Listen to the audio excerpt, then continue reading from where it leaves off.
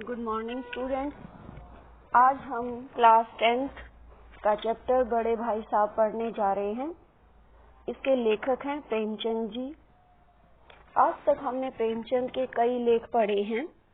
इनमें हमने देखा कि प्रेमचंद जी अपनी रचनाओं के द्वारा हमें कभी समाज की बुराइयों से अवगत करवाते हैं, यानी कि समाज में फैली बुराइयों को दूर करने के लिए प्रेरणा देते हैं। हमें कुछ न कुछ शिक्षाप्रद बातें ही वो बताते हैं।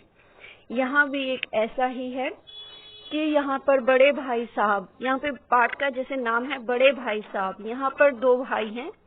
जो बड़ा भाई है वो 14 साल का है, यानी 14 ईयर्स का है, और उसी को यहाँ पर बड़ा भाई बोला है, यानी कि बड़े भाई साहब बोला गया है। और जो छोटा भाई है 9 साल का है, यानी 9 ईयर्स का है।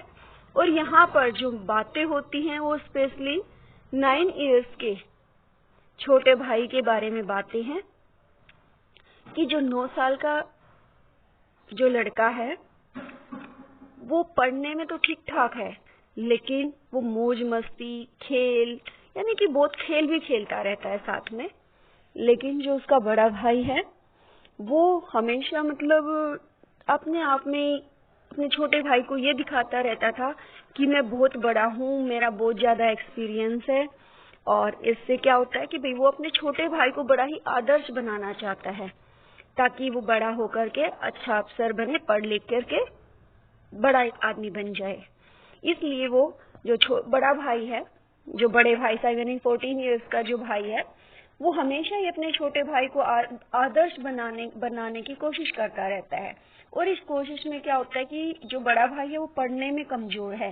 वो अपने छोटे भाई को पढ़ाने के लिए क्या होता है बेटा, जिस व्यक्ति को अगर हम 2 भाई बहन हैं या 2 भाई हैं, तो क्या होता है, अगर एक भाई पढ़ेगा तो ही दूसरा पढ़ेगा, अगर एक नहीं पढ़ेगा तो दूसरा भी कहेगा ये खेल रहा है तो मैं भी खेलूंगा। वही बात यहाँ पर है कि जो 14 साल का जो बड़ा भाई है वो अपने छोटे भाई जो 9 साल का है उसको पढ़ाने के चक्कर में आप भी पुस्तक लेकर बैठा रहता था पूरा दिन, ताकि उसका छोटा भाई मेहनत करे, पढ़ करके बड़ा अफसर बन जाए। इसलिए लेकिन वो क्या करता रहता है, अपनी पुस्तकों में कुछ न कुछ तस्वीरें, पिक्चर्स, कुछ भी जो उसको टाइम पास करना होता, इस 14 ईयर्स के यानी कि बड़े भाई को जो करना होता वो करता रहता।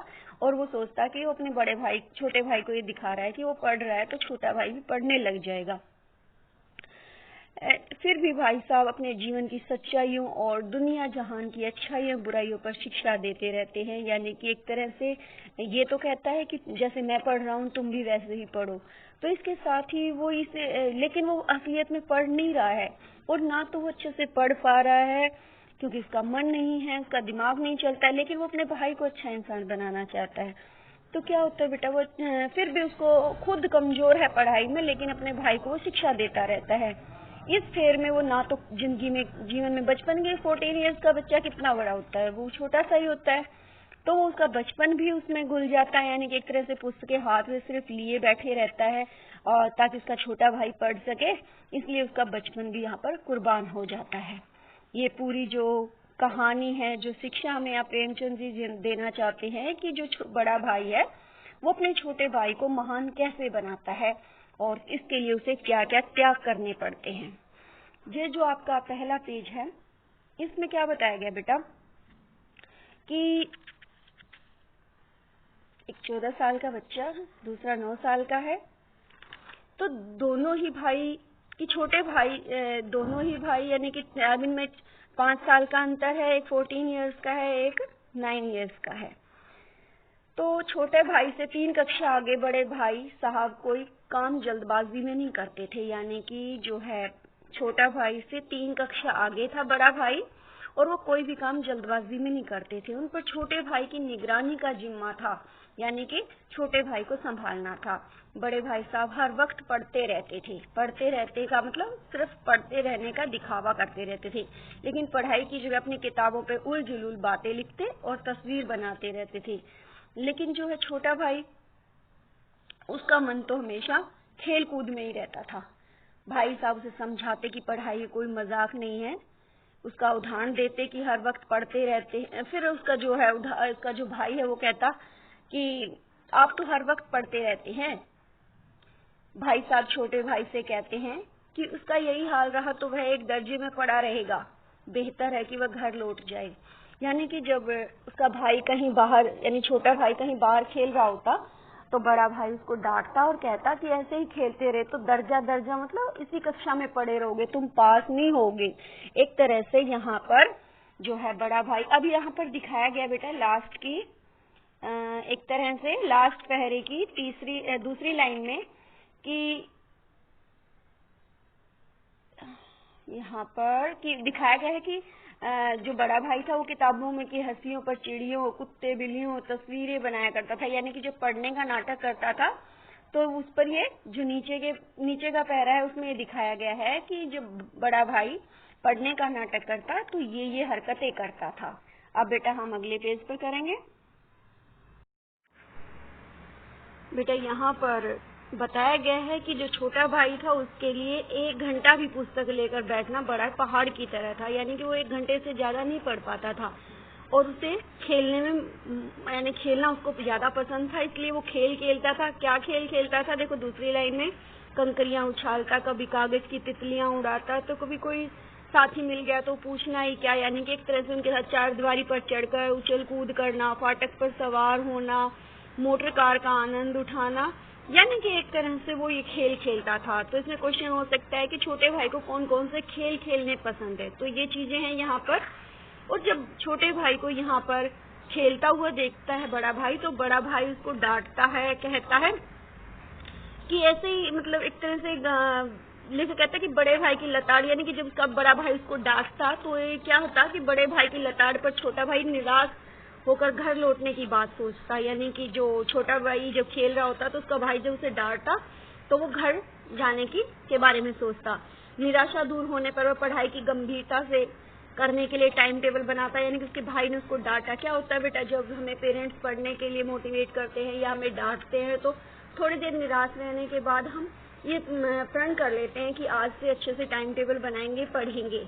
लेकिन कुछ समय के बाद क्या होता है, कुछ दिन तो हम वो टाइम टेबल फॉलो करते हैं, लेकिन उसके बाद फिर उसको वही बात है जिसका मन करता है वही करेंगे, यानी कि टाइम टेबल को फॉलो नहीं करेंगे और खेलने लग जाएंगे।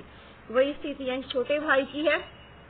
यहाँ पर क्या कहा गया है कि घर लौटने के बाद वो टाइम टेबल बनाता जिसमें खेल कूद के लिए कोई भी जगह नहीं रहती थी। यानी कि एक तरह से वो टाइम टेबल बनाता लेकिन उसको खेलने के लिए समय नहीं मिलता, तो उसका मन एक तरह से दुखी रहता और फिर उसके बाद वो उस टाइम टेबल को भूल जाता और खेलना बंद कर देता। अब बेटा नेक्स्ट पेज। तो बेटा यहाँ पर फिर से वही बात बताई गई है कि जो टाइम टेबल छोटा भाई बनाता उसको कुछ समय के लिए फॉलो करता और फिर वही अपनी मस्ती में मस्त हो जाता, थोड़ी देर पढ़ता और ज्यादा टाइम तक खेलता। उसके ऐसा करने से उसके बड़े भाई को उसे फिर से नसीहत और फजीहत का अर्थ है उसका अपमान। नसीहत मतलब उसको सलाह देना कि ये करो वो करो, ऐसे पढ़ो ऐसे नहीं पढ़ो, तो उसकी फजीहत मतलब उसको उसका अपमान करने का मौका मिल जाता।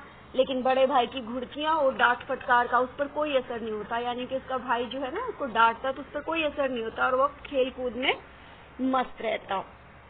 फिर क्या भाई, सालाना इम्तिहान हुआ, भाई साहब फेल हो गए। फिर क्या हुआ भाई, सालाना मतलब वार्षिक परीक्षा हुई और इसमें है ना बड़ा भाई फेल हो गया और जो छोटा भाई है वो अव्वल दर्जे से पास हो गया। अव्वल दर्जे मतलब फर्स्ट डिवीजन से। इसमें ना छोटा भाई अव्वल आया। इस पर उसके मन में बड़े भाई को आड़े हाथ लेने की बात आई, पर वो उन्हें निराश होकर हमदर्दी भी हुई। यानी कि एक तरह से जब बड़ा भाई फेल हो गया, छोटा भाई अच्छे से पास हो गया, तो छोटे भाई के मन में आया कि आज तो मैं अपने भाई को आड़े हाथ लूंगा, यानी कि उसको कुछ न कुछ कहूंगा कि वो मुझे हमेशा डांटता रहता था, खुद फेल हो गया। लेकिन भाई को निराश देख करके वो उसे दया आ गई और उसने कुछ नहीं कहा। लेकिन इस पर भी जो छोटे भाई को अब ये छोटा भाई अपने आप में क्या हो गया कि उसको ये दिखाता रहता कि देख मतलब क्या होता है कि पहले तो छुप करके अपने भाई से खेलता था, लेकिन अब वो खुले में एक तरह से खेलने लगा। उसके सामने अपने बड़े भाई के सामने ये दिखाता कि देखो मैं खेल रहा हूँ, आप कुछ नहीं कर सकते। तो इस तरह से अब वो उसका जो साहस था वो बढ़ गया था। लेकिन इस पर भी जो बड़ा भाई है उसको डांटता कि कोई बात नहीं, अव्वल दर्जे से पास होने से क्या होता है, एक तरह से उसका दिमाग यानी कि उसको अव्वल दर्जे से पास हो गया तो तू अभिमानी हो गया है, और एग्जाम्पल देता है, उदाहरण देता है कि रावण जैसा राजा जो बड़ा ही महान था, उसने भी अभिमान किया था, उसका घमंड चूर चूर हो गया। इस तरह से उसको उदाहरण देने लग जाता है। यही है बेटा इसमें। अगले में अगला पेज। इसमें बेटा यहाँ पर वो है, बड़ा भाई छोटे भाई को ये उदाहरण देता है कि रावण और शैतान और बहुत सारे जो अभिमानी व्यक्ति हुए हैं, उनका अभिमान भी यहाँ पर नहीं रहा, उनका घमंड हमेशा टूटा है।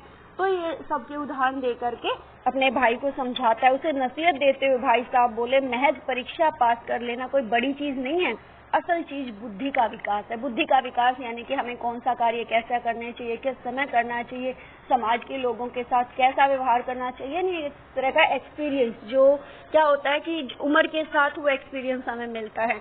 तो वो कहता है कि सिर्फ परीक्षा पास कर लेना, अव्वल दर्जे से पास हो जाना, कहने का मतलब है यहाँ भी उसका बड़ा भाई उसे कुछ न कुछ शिक्षा देने की बात करता है कि कोई बात नहीं, पास तो हो गया, पढ़ तो कोई भी लेगा, लेकिन समाज में कैसे रहना है, लोगों के साथ कैसे व्यवहार करना है, हमारी बुद्धि का विकास कैसे हो सकता है, तो वो भी तुम्हें आना जरूरी है। तो यही है, सफल खिलाड़ी वही है जिसका कोई निशाना खाली ना जाए, यानी कि हर हाल में यानी हर स्थिति में वो सफल रहे। लेखक भाई साहब की मेहनत और शिक्षा व्यवस्था पर व्यंग करते हुए कहते हैं कि भाई साहब छोटे भाई को उनके फेल होने पर ध्यान न देकर पढ़ाई में मन लगाने को कहते हैं। यानी कि एक तरह से जो लेखक है यहाँ पर कह रहे हैं कि भाई साहब की मेहनत और शिक्षा व्यवस्था पर व्यंग करते हैं कि यानी कि जो छोटा भाई है वो अपने भाई पर व्यंग करता है कि तुम तो पढ़ते रहते हो, मेरे से ज्यादा पढ़ते हो, फिर तुम फेल क्यों हो गए।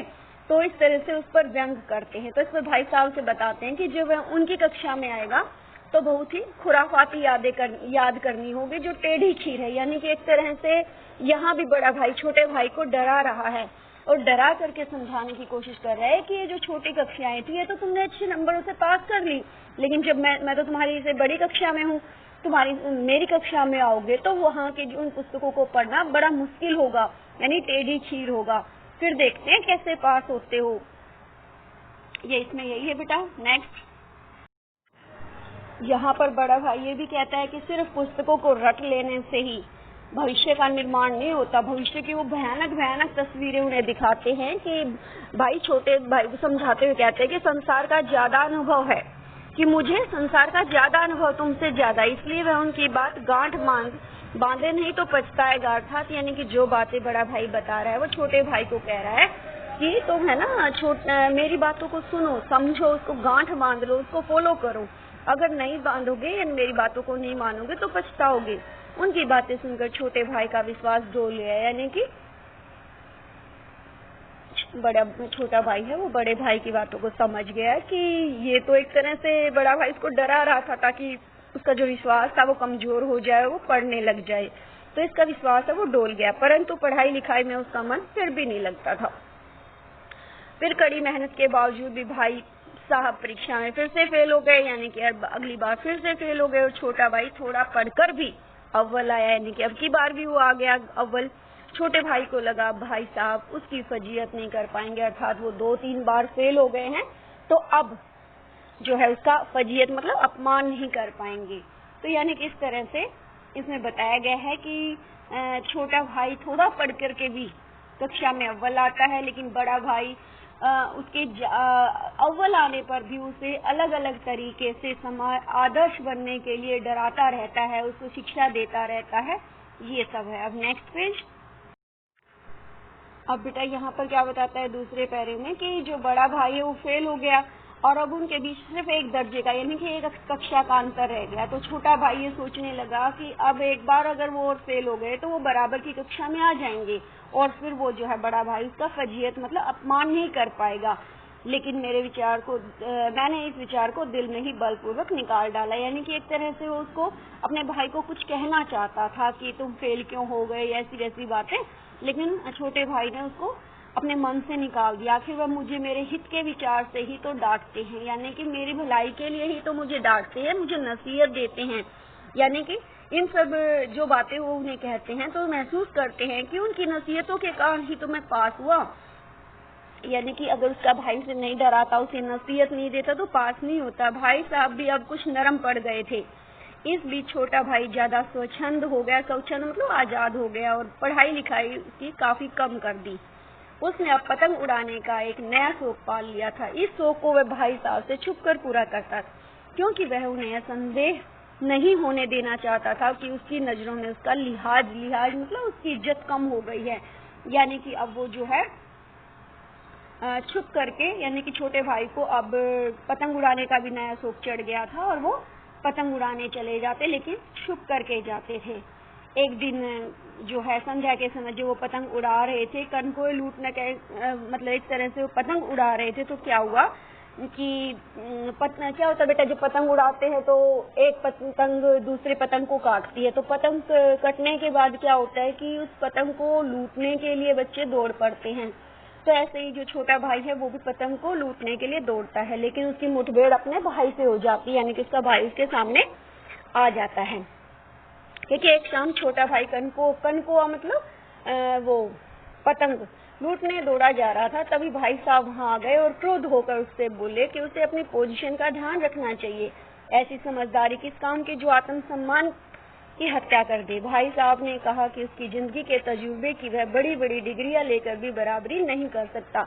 बेटा यहाँ पर जो है जो बड़ा भाई है वो अपने बड़ा भाई वो छोटे भाई को शिक्षा देता है कि ये कनकोए लूटना यानी कि सिर्फ पतंग लूटना और सिर्फ डिग्रियां प्राप्त कर लेना समाज में इज्जत नहीं दिलाता, अच्छे कार्य इज्जत दिलाते हैं, यानी कुछ अच्छे कार्य करो। इस तरह की बातें उसे समझाते हैं। लेकिन उन्होंने कहा कि यदि वह गलत राह पर चलेगा तो उसे थप्पड़ भी लगा सकता है। यानी कि आप इसको थोड़ा सा अगले पेज पे है कुछ उसमें पढ़ते हैं। बेटा यहाँ पर जो है बड़ा भाई अपने छोटे भाई को बहुत सारे उदाहरण दे करके कहता है कि समाज में हमें मान मर्यादा चाहिए, उसके लिए साथ ही हमें एक्सपीरियंस भी चाहिए। और इसमें कहता है कि सिर्फ डिग्रियां लेने से और अच्छे नंबर लेने से कुछ नहीं होता। उसे उदाहरण क्या देता है कि नीचे वाले पैरे का दूसरा जो लास्ट पैरा उसमें देखिए बेटा, देव ना करे आज मैं बीमार हो जाऊं तो तुम्हारे हाथ पांव फूल जाएंगे, यानी कि तुम्हें कोई एक्सपीरियंस नहीं। अगर मैं आज, यानी बड़ा भाई कहता है अगर मैं आज बीमार हो जाता हूँ तुम्हारे हाथ पैर फूल जाओगे, तुम्हारे पास सिर्फ दादा को बुलाने के सिवाय कोई चारा नहीं रहेगा। लेकिन अगर मैं, या तो तुम दादा को तार दे करके यानी चिट्ठी दे करके उसे बुलाओगे, या डॉक्टर बदहवास हो जाओगे, यानी कि तुम्हें अपना हौसला खो दोगे और डॉक्टर को बुलाओगे। लेकिन और ये तुम्हें ये नहीं पता जितना तुम पैसा महीने में खर्च करते हो, दादा ये एक महीना ये खर्च करते हो, उसको अपना कैसे वो खर्चा चलाते हैं। यानी कि तुम्हें पारिवारिक जीवन का, समाज का कोई भी अभ्यास नहीं है, कोई एक्सपीरियंस नहीं है। ऐसा कुछ कर लेने से तुम महान नहीं बन सकते। अगर तुम नहीं सुधरोगे तो मैं थप्पड़ भी लगा सकता हूँ। बड़े भाई की युक्ति पर छोटे भाई के मन में उसके प्रति श्रद्धा उत्पन्न हुई और उसने माना कि जो वह कह रहे हैं वही सच है। यानी कि बहुत सारे उदाहरण देता है। बेटा आप इसको अच्छे से पढ़ोगे तो सारे उदाहरण आपको समझ आ जाएंगे, क्योंकि इसमें बहुत सारे उदाहरण दिए हैं। वही सच है। छोटे भाई की आंखें खुलने पर भाई साहब उसे गले लगाते हुए कहते हैं उसका भी मन यह सब करने का होता है, यानी कनकोए लूटने का। यदि वैसा करेंगे तो उसकी रक्षा कौन करेगा। तभी अचानक एक कटी पतंग वहां से गुजरती है और भाई साहब उछलकर उसे लूट लेते हैं और हॉस्टल की ओर बेतहासा दौड़ पड़ते हैं। यानी कि यहाँ पर बड़ा भाई, ये दिखाया गया है कि बड़ा भाई किस प्रकार से अपने छोटे भाई को आदर्श बनाने के लिए कोशिश करता रहता है। ठीक है, तो यहाँ पर यही बताया गया कि हमें भी अपने बड़े भाइयों का मॉडल बनना चाहिए, नहीं रियल मॉडल बनना चाहिए कि एक तरह से कि बड़े भाई हमें फॉलो करें, ऐसा हमें छोटे भाई हमें फॉलो करें। ताकि क्योंकि क्या होता है कि जो अच्छा कार्य करते हैं पेरेंट्स उसी के बारे में कहते हैं कि देखो वो अच्छे से पढ़ रहा है तुम भी पढ़ो। तो वही बात है कि हमें अपने भाई, अपने बड़े भाइयों, छोटे भाई बहनों के लिए मॉडल बनना चाहिए। ठीक है बेटा, तो बेटा आपने सबसे पहले इस पाठ के शब्दार्थ याद करने हैं, क्वेश्चन आंसर करने हैं। ठीक है बेटा, धन्यवाद।